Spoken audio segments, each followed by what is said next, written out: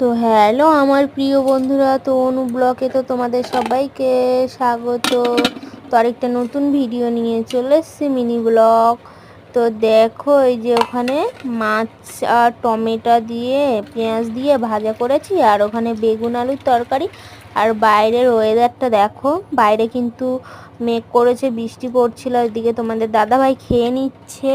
তো ঠিক আছে, ভিডিওটা দেখতে থাকো, ভালো লাগলে প্লিজ লাইক। তো দেখো, বড় একটা মাথা নিয়ে নিয়েছি, সেটা দিয়ে খাবো। উফ, বাইরে বৃষ্টি হচ্ছে, সেই মজা। তো দেখো,